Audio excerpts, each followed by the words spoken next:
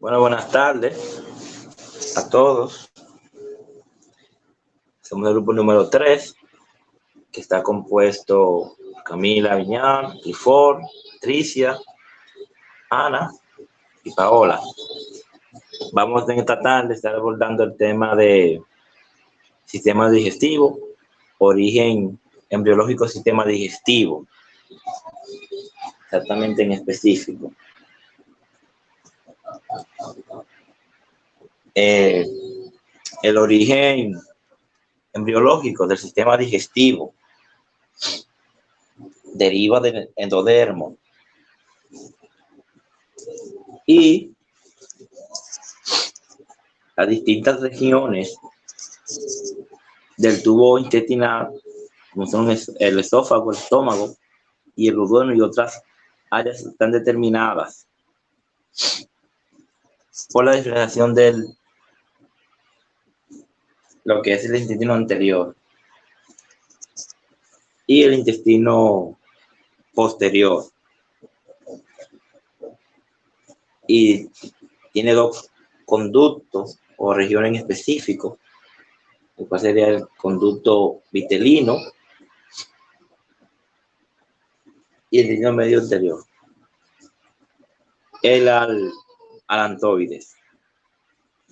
Y el desarrollo del intestino, como le comentaba al inicio, y sus derivados todos descienden del endodermo, del plegamiento cefalocaudal, y su regulación molecular consta de varios pliegues corporales laterales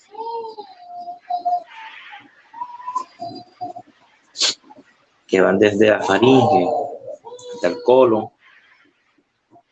y sigue descendiendo a las regiones del tubo intestinal, específicamente al esófago y al estómago. Una vez ya dada dichas derivaciones, ya en el mesodermo, específicamente en el endodermo, para regiones del intestino medio y posterior, entre ellas las partes del intestino delgado, el ciego, el colon y la cloaca dorsal. En el mesenterio, anteriormente estaba suspendido en la pared abdominal posterior, que se denominan intraperitoneales, y valga la redundancia, el peritoneo es una membrana serosa continua que cubre la superficie interna de la cavidad abdominal, a partir de la cual se repliega sobre las vísceras. La hoja que está unida a las vísceras constituye el peritoneo visceral, en tanto la unidad, mientras tanto está unida a la pared abdominal, forma lo que se llama el peritoneo parietal. Y los repliegues peritoneales, que antes se llamaban ligamentos, se identifican en el sitio en que está el peritoneo, formando puentes sobre el espacio que existe entre un órgano y la superficie interna de la pared abdominal posterior. Tenemos varios ejemplos, los cuales son los repliegues coronarios, la superficie del hígado o repliegue exploreneal entre el brazo y el riñón izquierdo.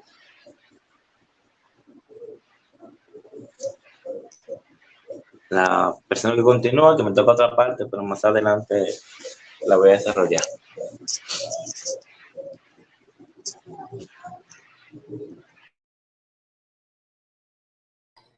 ¿Ya acabaste, Cristian?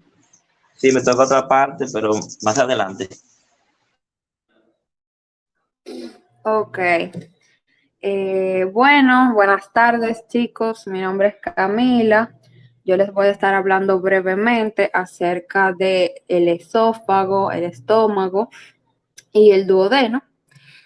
Y antes de iniciar, les pido disculpas por tener la cámara apagada, pero tengo mis motivos personales para esto. Y bien, para iniciar, tenemos al esófago. Para empezar hablando del esófago, tenemos que este posee una característica principal en que precisamente en su cuarta semana de gestación nace un divertículo respiratorio en su cara anterior, el cual se va separando gracias a la formación de un tabique traqueoesofágico. Aparte de este punto principal, que es el primero, tenemos dos puntos principales más, que son los que vamos a considerar en cuanto al esófago. El segundo punto importante a tratar es que el esófago al principio presenta una longitud bastante reducida, o sea, el conducto esofágico, en comparación con el tamaño corporal del embrión.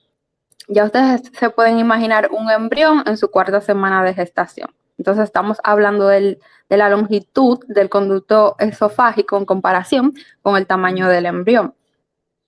Entonces, por lo tanto, hasta su séptima semana de gestación, este va a sufrir un periodo de elongación muy rápido, es decir, va a crecer bastante rápido y esto va a permitir que el esófago tome su longitud final en la cavidad abdominal. Bien, el tercer punto importante a destacar sobre el esófago es el proceso de obliteración y posterior recanalización. Hay teorías que dicen que la obliteración inicia durante la quinta o sexta semana, mientras que otros dicen que la recanalización culmina en la octava, novena o décima semana. No obstante, sí está claro que el proceso de obliteración se da por una proliferación excesiva de las células epiteliales endodérmicas que se encuentran en el tracto digestivo y el proceso de recanalización por ese mismo tejido que está totalmente epitelizado o lleno de estas células, por decirlo de una manera más sencilla. Entonces, poco a poco, este va vacuolizando y se abre otra vez a la luz. Lo que quiero decir con respecto a la obliteración y recanalización del estómago, o sea, se oblitera, quiere decir que el conducto esofágico se cierra. Entonces, cuando se va a recanalizar es que este vuelve a abrirse, pero ya cuando ha sufrido una transformación. Entonces, estas transformaciones ocurren entre la quinta o sexta semana, o sea, específicamente el de la obliteración, y entre la octava, novena y décima semana, la recanalización. Entonces, cuando hablamos de que se va vacuolizando, es porque se va abriendo de nuevo el conducto esofágico. A eso me refiero en la recanalización. Bien, en esta misma imagen, perdón que no pueda señalar, pero pienso que como no soy yo quien está compartiendo pantalla, no puedo señalar, pero Cristian ahí, bueno, le hiciste demasiado zoom, no, aléjala. Dime, ni yo misma entiendo lo que veo. Un chin más. Aléjala un poco más, por favor. Bien. En esta imagen del esófago podemos apreciar el divertículo respiratorio en la parte A, específicamente. En la parte B podemos ver el tabique traqueoesofágico mientras se va formando y también podemos ver que se va separando. Entonces, ya en la parte C, que sería como la disposición final del esófago, podemos ver la faringe y la tráquea totalmente separadas. Pero esto sucedió, como dije anteriormente, debido al tabique traqueoesofágico, que es quien se encarga cuando se forma de separar estas dos estructuras. También más inferiormente podemos ver las yemas pulmonares y el conducto esofágico posterior a la tráquea. Siguiente diapositiva, por favor, Cristian. La del estómago. Esa. Y aléjala, por favor. O sea, tiene demasiado zoom.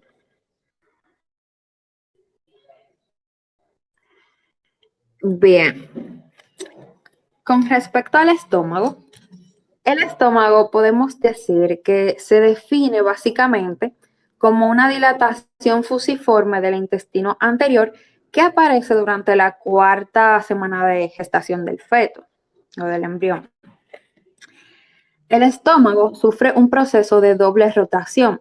En primer lugar, tenemos la rotación longitudinal, la cual se caracteriza por dar un giro de 90 grados en sentido horario, y la rotación anteroposterior.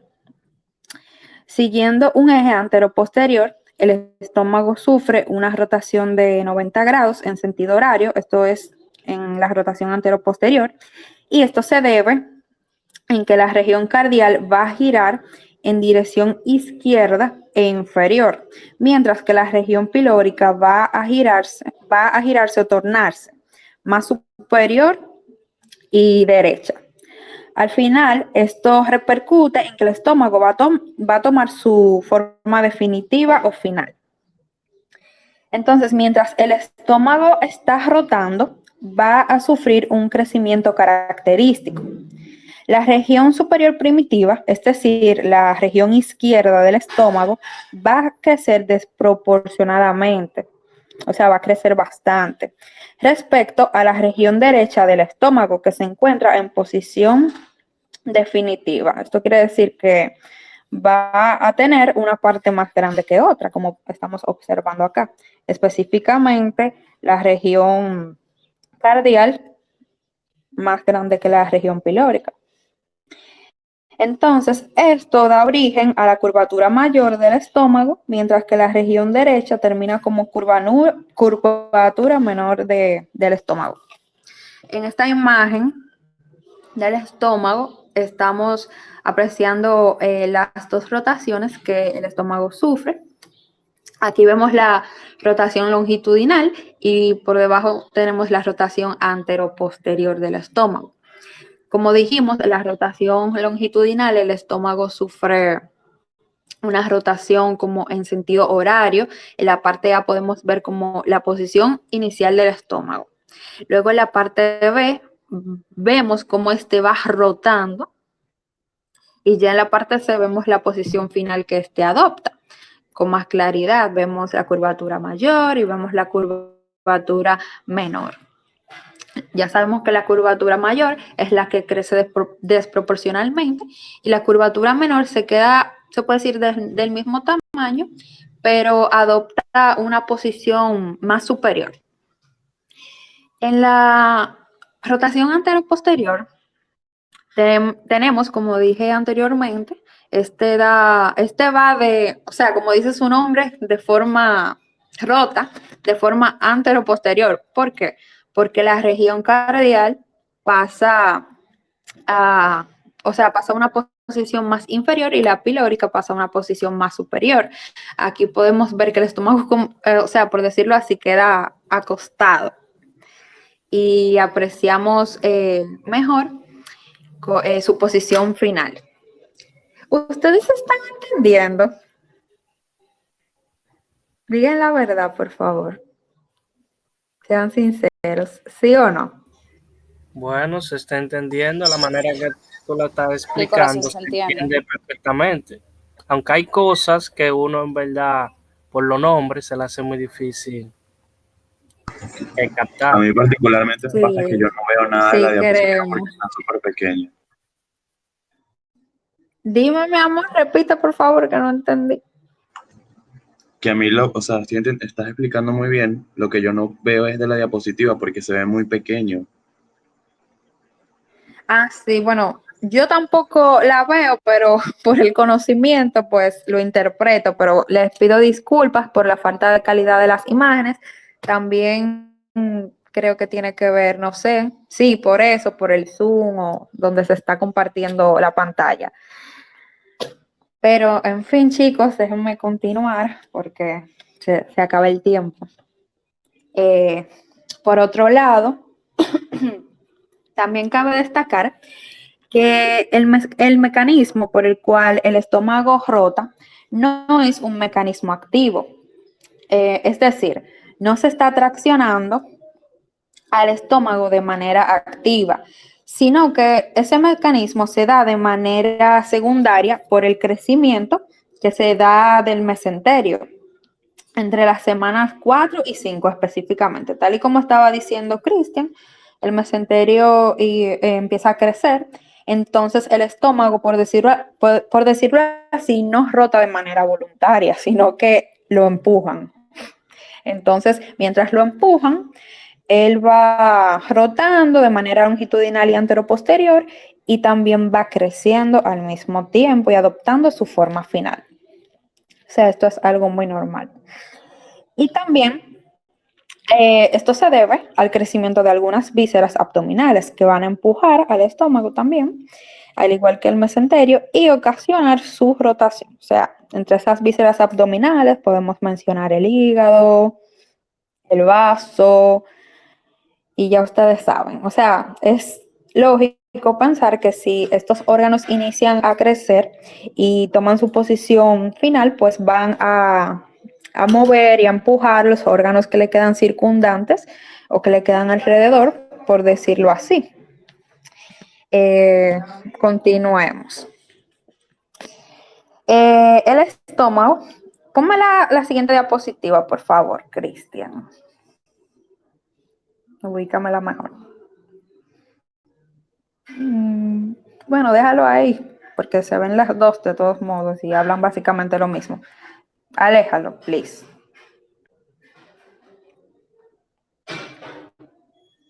Ok, déjalo ahí. Bien. También tenemos para decir del estómago que este se encuentra suspendido en la cavidad abdominal por el mesogastrio dorsal y el mesogastrio ventral, los cuales son dos repliegues peritoneales.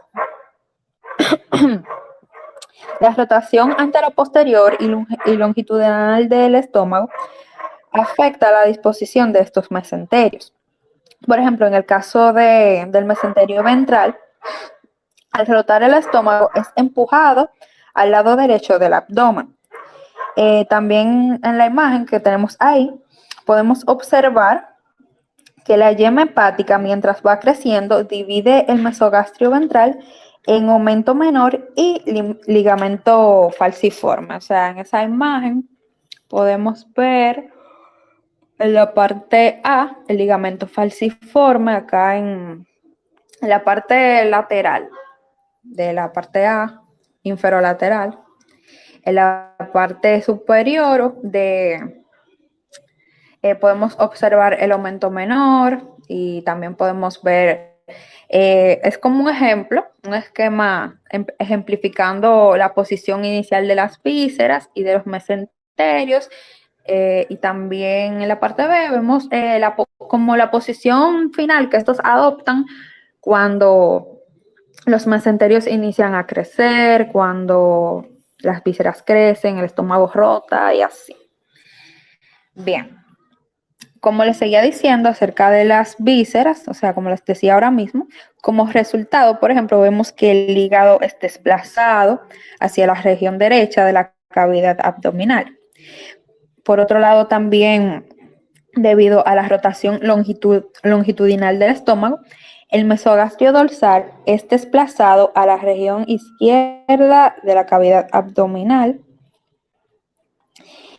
Bien, ya, bueno, no le voy a repetir lo mismo porque ya lo dije y creo que ya esa parte ahí quedó clara. No sé si la entendieron o tienen alguna pregunta al respecto. Ustedes me dicen, si no, para pasar a la siguiente parte, para continuar con mi compañera. Bien. Cristian, avánzame las diapositivas, por favor.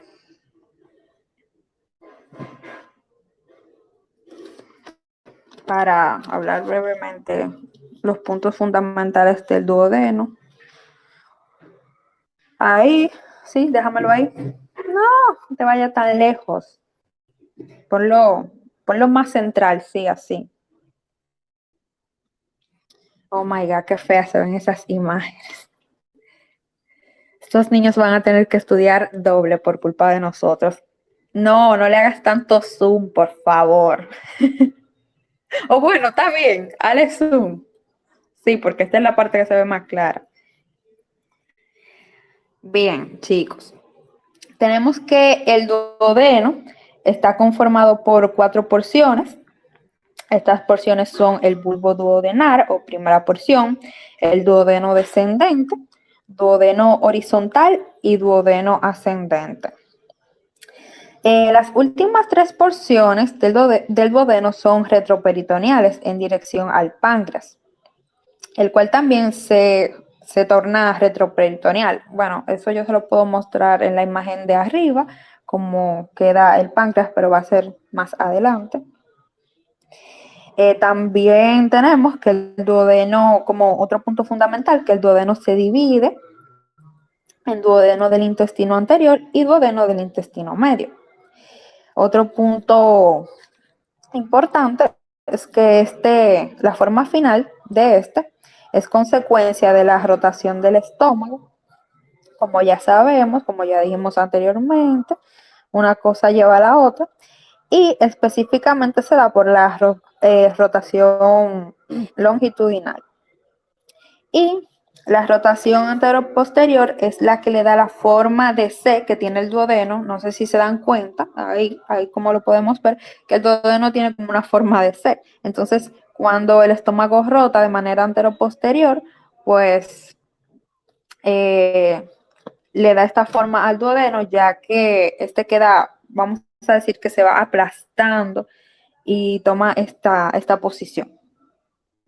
Y por último, al igual que el esófago, el duodeno también sufre un proceso de obliteración y de posterior recanalización en su conducto. O sea, ya sabemos que cuando se oblitera es que sufre se cierra el conducto duodenal y luego vuelve y se abre, recanalizándose, y las células que se encuentren en este conducto van vacuolizando y van abriéndose a la luz otra vez, o sea, mientras va sufriendo su transformación. Estas fueron las partes embriológicas fundamentales, chicos, tanto de el esófago, el estómago y el duodeno. Claro, les recomiendo estudiar porque obviamente uno no sabe lo que va para el examen. Y nada, les pido disculpas nuevamente por los inconvenientes. Los dejo con mi compañero.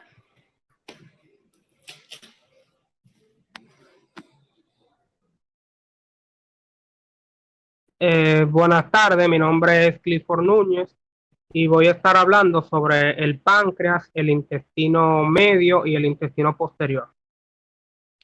El páncreas. El páncreas se forma a partir de 2 yemas, una dorsal y una ventral, que se originan del revestimiento endodérmico del duodeno. El conducto pancreático principal de Wilson se forma a partir del segmento distal del conducto pancreático dorsal y todo el conducto pancreático. El segmento proximal del conducto pancreático dorsal puede oblilaterarse o persistir como un conducto pequeño, el conducto pancreático accesorio de Santorini. Bájalo un poco, por favor, para la puedan ver. El conducto pancreático principal, junto con el biliar, el coledoco, drenan el duodeno en la papila mayor, el sitio de entrada del conducto accesorio, cuando existe, corresponde a la papila menor. En el tercer mes de la vida intrauterina, los islotes pancreáticos de Langerhans se desarrollan a partir del parénquima hepático y se distribuyen a través del páncreas. La secreción de insulina comienza alrededor del 5º mes de la vida intrauterina.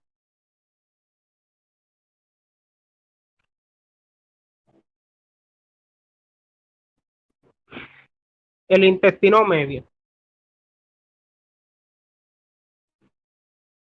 En el embrión de 5 semanas, el intestino medio está suspendido en la pared abdominal dorsal por un por un mesenterio corto que se comunica a través, que se comunica con el saco vitelino por medio del conducto vitelino o pedículo vitelino. En el adulto, el intestino medio comienza justo en el sitio distal, en el punto de ingreso del coledoco, en el duodeno,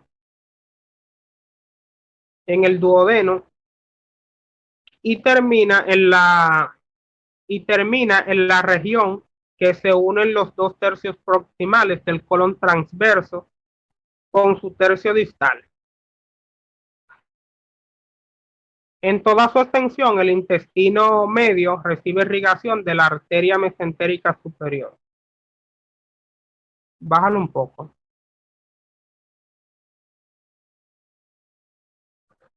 El desarrollo del intestino medio se caracteriza por la elevación rápida de este órgano y su mesenterio, lo que deriva de la formación del asa intestinal primaria. En su ápice, el asa conserva una conexión estrecha con el saco vitelino por medio del conducto vitelino. Las ramas cefálicas de las asas se desarrollan para formar la porción distal del duodeno, el yeyuno y parte del ilion. La rama caudal se convierte en la región inferior del ilion, el ciego, el apéndice, el colon ascendente y los dos tercios proximales del colon transverso. El intestino posterior. El intestino posterior da origen al tercio distal del colon transverso, el colon ascendente, el sigmoide, el recto y el componente superior del conducto anal. El endodermo del intestino posterior también forma el recubrimiento de la vejiga y la uretra. La porción terminal del intestino posterior ingresa a la región posterior de la cloaca, denominada conducto anorrectal primitivo. El alantoide ingresa a la región anterior, denominada seno urogenital primitivo. La cloaca es una cavidad cubierta de endodermo que en su límite ventral está cubierta por ectodermo superficial. Este limita entre el endodermo y el ectodermo que constituyen la membrana cloacal. Hasta aquí mi exposición.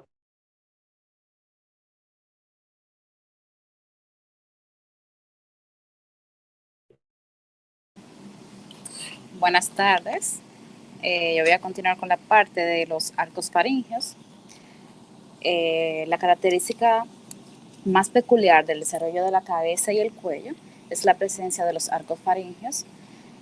Este nombre anteriormente se le llamaba arcos braquiales por su semejanza con las branquias de un pez. Estos arcos aparecen durante la cuarta y la quinta semana del desarrollo y constituye al aspecto externo característicos del embrión. Continúa con el primer arco, por favor. Gracias. El primer arco faríngeo está constituido por una porción dorsal, la prominencia maxilar, que se extiende hacia adelante por debajo de la región del ojo, y una porción ventral, la prominencia mandibular, que contiene el cartílago de Meckel. En el proceso del desarrollo del cartílago de Meckel, desaparece, excepto por dos regiones pequeñas de su extremo dorsal, que persisten y construyen el yunque y el martillo. El mesénquima de la prominencia maxilar da origen a la premaxila, al maxilar, al hueso cigomático y la parte del hueso temporal por medio de la osificación intramembranosa. La musculatura del primer arco faríngeo incluye a los músculos de la masticación, que son el temporal, el macetero y el tireoideos. Continúa con el segundo arco, por favor.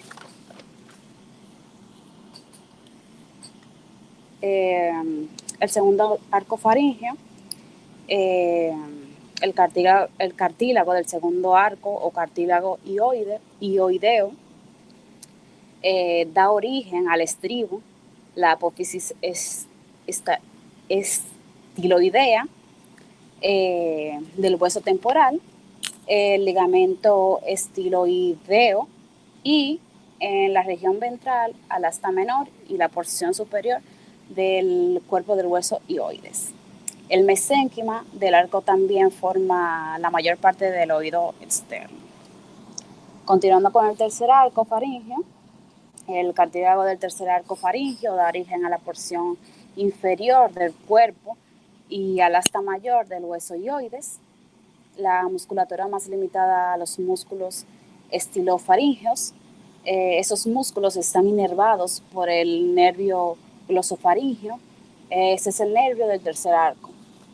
Entonces, continuando con el cuarto y el sexto arco faríngeo, los componentes cartilaginosos del cuarto y el sexto arco faríngeo se fusionan para formar los cartílagos tiroides, cricoides,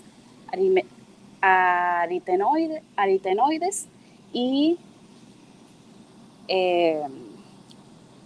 carniculado y cuneiforme de la faringe. Los músculos del cuarto arco son los cricotiroideos, que es el elevador del velo del paladar, y constrictores de la faringe. Estos están inervados por la rama laringea superior del vago. Ese es el nervio del cuarto arco. Entonces, los músculos intrínsecos de la laringe reciben inervación de la rama laríngea recurrente del vago. Ese es el nervio del sexto arco faríngeo. Entonces, continuamos con la presentación de mi compañero. Buenas tardes, mi nombre es Sandra Peñalo y ahora vamos a entrar a lo que son las anomalías gástricas, esogástricas y también intestinales. Empezando con las anomalías gástricas. En las anomalías gástricas tenemos algo llamado estenosis pilórica. Cristian, abre un poco la imagen para que se vea. Por favor, si no es mucha molestia. Aléjala. Ahí. Ok. Como se puede ver ahí, a nivel del píloro se presenta aquella anomalía llamada estenosis pilórica. Esta se va a presentar cuando la musculatura circular y longitudinal del estómago se hipertrofia, es decir, cuando se vaya cerrando. Es una anomalía muy común. Esa se va a presentar mayormente del tercer al quinto día luego del nacimiento de la criatura. En algunos autores se decía que esta pasaba solamente en la vida y en el desarrollo fetal. Sin embargo, también se está contraproduciéndose y diciéndose que cuando la madre toma eritrocina en el embarazo, esta va a incrementar el desarrollo de la estenosis pilórica. Pero ¿cuál es la patología o la manifestación clínica de esta anomalía? Bueno, esta anomalía, como se ve ahí, que es un estrechamiento del píloro. Saben que el píloro es la unión del estómago y el esófago. Es decir, que se va a obstruir el paso de alimento y se va a dar en sí, en la criatura, un origen de un vómito intenso. Cada vez que coma, el bebé, este va a estar vomitando constantemente. Siguiendo en sí, Cristian, la otra diapositiva, en las anomalías esofágicas.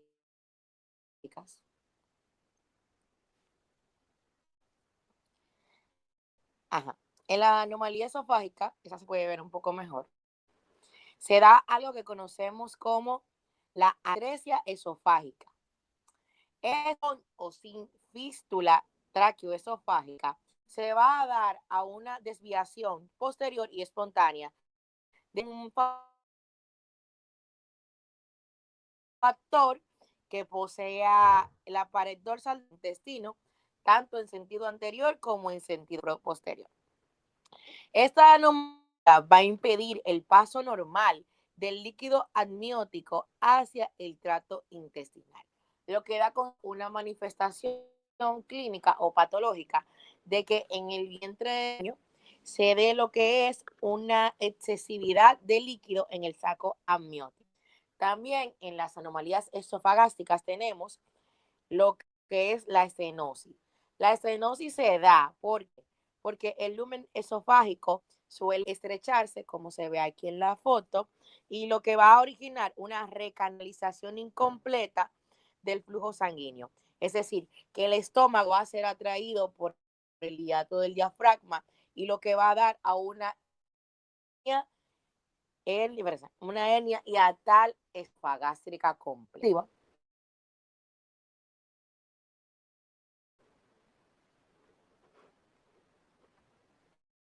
En las atresias intestinales y las estosis. Cristian, la diapositiva.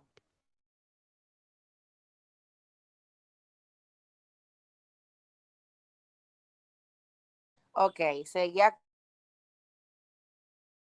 con la atresia y estenosis intestinales. Estas dos se dicen que se pueden desarrollar a cualquier punto del intestino, mayormente, pero en casos especiales de 1 a 500 nacimientos, esos se pueden originar tanto debajo del colon, como en el yeyuno ilion.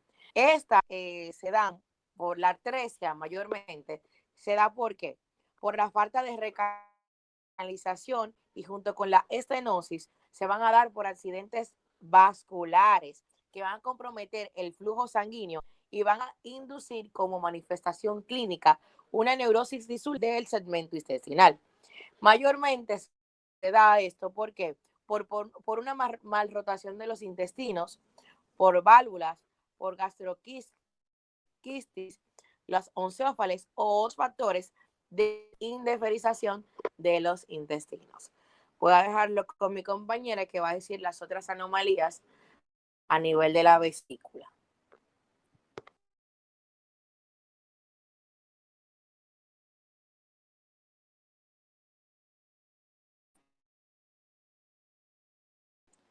La muchacha de anomalía de vesículas.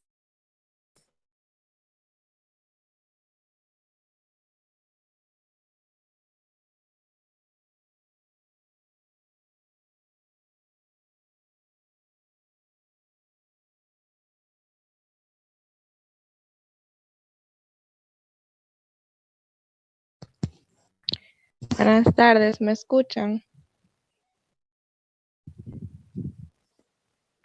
Sí. Ok, porque la anterior compañera yo no la escuchaba bien y no sé si es mi internet. La primera diapositiva, por favor.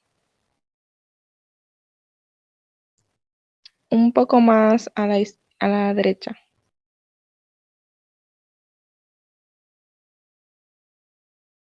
Al otro lado. Bien, mi nombre es Paola Bocio y yo les estaré hablando sobre las anomalías de la vesícula biliar, anomalía del hígado y de los mesenterios también. Tenemos primero aquí podemos ver en la imagen, no sé si lo ven bien, si le puede hacer un poquito de zoom, por favor. Un poco menos. Ok, aquí podemos ver el hígado y los conductos hepáticos mientras se están formando, el duodeno, el páncreas, el cístico y la vesícula y el páncreas ventral. Vemos que el cístico y la vesícula, así como el páncreas dorsal y el ventral, se parecen mucho.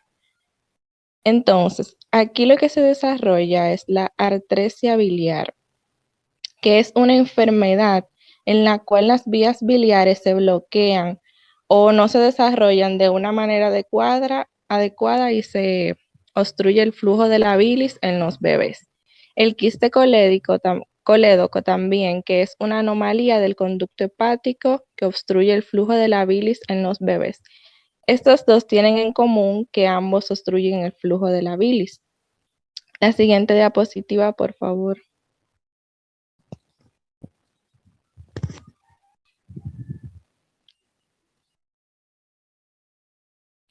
Ok, ahí está bien.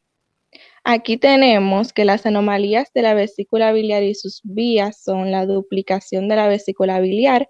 Como ven en la imagen, ahí tenemos una vesícula biliar normal y en la otra tenemos una vesícula biliar duplicada.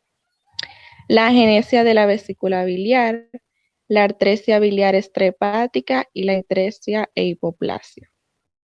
La artresia biliar es una enfermedad que afecta a los tubos en el hígado o también llamados conductos biliares. Y si no se trata mediante cirugía, esta puede ser mortal. La hipoplasia del lóbulo derecho del hígado es algo poco frecuente. Esta también está asociada con la agenesia de la vesícula biliar y del conducto cístico, pero esta no ha sido descrita previamente. Vemos que la agenesia, la hipoplasia y la atrofia del lóbulo derecho del hígado son anomalías morfológicas congénitas, las cuales se originan en los diferentes estados de desarrollo del hígado del feto humano. Hasta el momento solamente se han identificado 15 casos, por lo que podemos ver que es una enfermedad poco frecuente o que casi no se encuentra.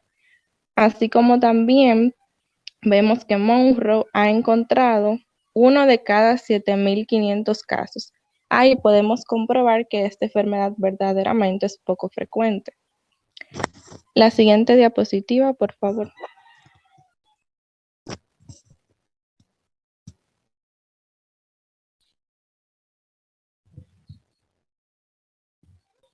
Cristian, la siguiente, por favor.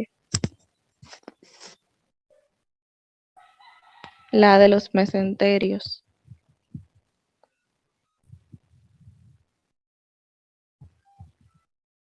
Ok, bien. Aquí, por lo general, en los mesenterios, el colon ascendente, exceptuando su extremo distal, debería adherirse a la pared abdominal posterior. Pero en caso de que esto no suceda y el colon ascendente no se adhiera a la pared abdominal posterior, se puede presentar lo que es el desplazamiento. Esto permite que se gire sobre sí mismo y entonces se produce un vólvulo en el ciego y del colon. También vemos que si se fija incompletamente, o sea, si esta región no se fija completamente a la pared corporal posterior, esto puede originar la formación de sacos o bolsas retrocólicas en la región del colon ascendente. Ahora les dejaré con mi compañero que les hará un par de preguntas y si alguien necesita añadir algo, un comentario o